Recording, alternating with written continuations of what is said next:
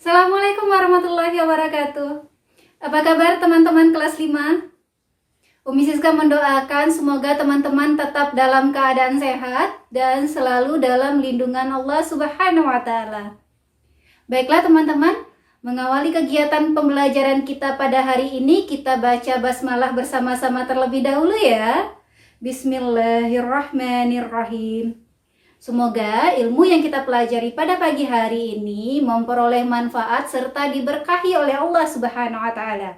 Baiklah, teman-teman, kita bertemu kembali di pembelajaran fikih. Nah, khusus untuk kelas 5, materi 2 bab terakhir di kelas 5 ini akan dijelaskan oleh Umi Siska melalui media pembelajaran audiovisual ataupun nanti dalam bentuk video pembelajaran. Nah, sebelum kita masuk kepada bab yang akan kita bahas, teman-teman silakan lihat terlebih dahulu gambar yang akan Umi Siska tampilkan. Teman-teman, sudah melihatnya kan?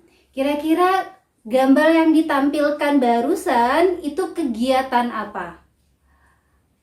Apakah teman-teman pernah melakukan kegiatan seperti yang ditampilkan ini? Wah, biasanya kapan ya kita melaksanakan kegiatan ini? Pada gambar yang ditampilkan ini adalah gambar Ka'bah. Biasanya kegiatan yang kita lakukan jika kita melihat gambar Ka'bah, kalau tidak haji berarti umroh. Untuk orang-orang yang melaksanakan ibadah haji ataupun ibadah umroh mempunyai waktu-waktu tertentu.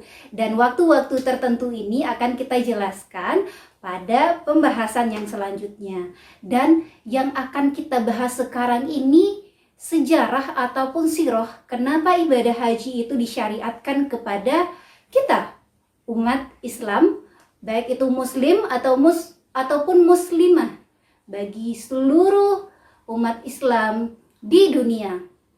Sejarah ibadah haji telah dikenal sejak zamannya Nabi Ibrahim alaihi salam. Beliau beserta putranya Nabi Ismail alaihi salam diperintahkan oleh Allah Subhanahu wa Ta'ala untuk membangun Baitullah ataupun rumah Allah. Nabi Ibrahim alaihi salam beserta putranya Nabi Ismail membangun Baitullah tersebut atas perintah dari Allah Subhanahu wa Ta'ala.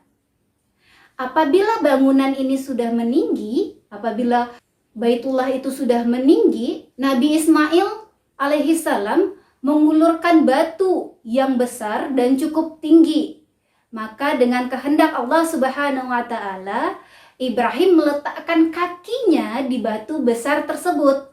Maka tertekanlah telapak kaki Nabi Ibrahim alaihi salam.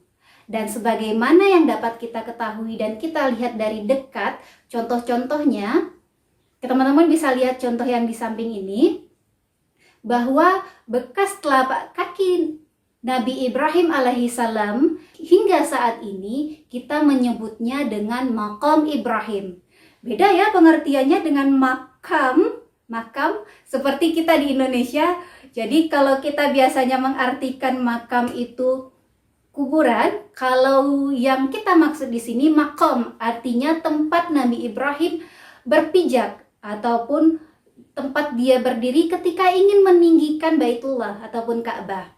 Setelah selesai membangun Baitullah, maka Allah Subhanahu wa Ta'ala memerintahkan Nabi Ibrahim memanggil umat manusia untuk menunaikan ibadah haji ke Baitullah tentunya.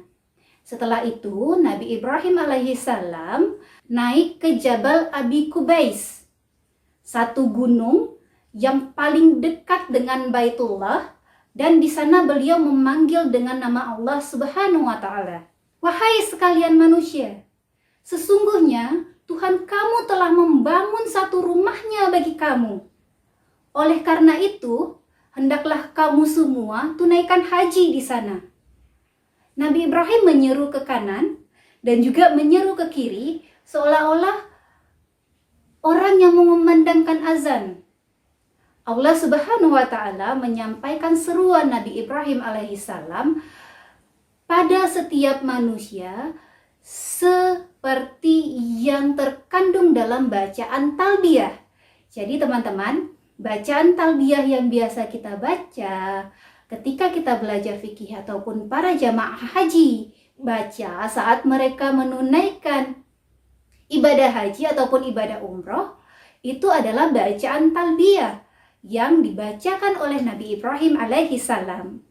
Melihat sejarah pensyariatan ibadah haji dalam agama Islam, ditemukan banyak juga perbedaan pendapat oleh para ulama. Menurut mayoritas ulama, haji dimulai pada tahun 4 Hijriah.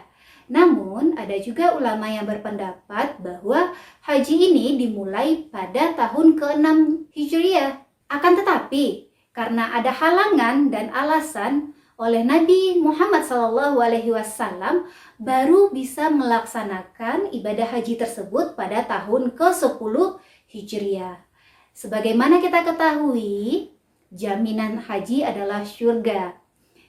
Apabila dilakukan dengan niat yang ikhlas, hanya mencari keridhaan Allah Subhanahu wa Ta'ala, maka akan mendapatkan nilai pahala dan juga jaminan surga bagi dia.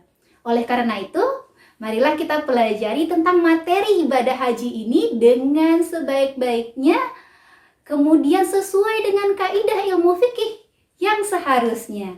Baiklah, teman-teman, kita akhiri pembelajaran kita. Namun sebelum itu, ada tugas yang akan teman-teman buat terlebih dahulu. Di sesi akhir pertemuan hari ini, Umi Siska ingin teman-teman agar dapat menceritakan kembali, boleh ditulis dalam bentuk paragraf atau dalam bentuk poin-poinnya saja, mengenai sejarah mulai disyariahkannya ibadah haji. Silakan teman-teman tulis, kemudian silakan dikumpulkan pertemuan selanjutnya. Terima kasih atas kerjasamanya dan juga perhatiannya. Semoga yang kita dapatkan hari ini, ilmunya kita pahami dengan baik, bermanfaat bagi kita bukan hanya sekarang, tapi hari mendatang. Sampai jumpa pertemuan selanjutnya. Mohon maaf dari Umi Siska. Assalamualaikum warahmatullahi wabarakatuh.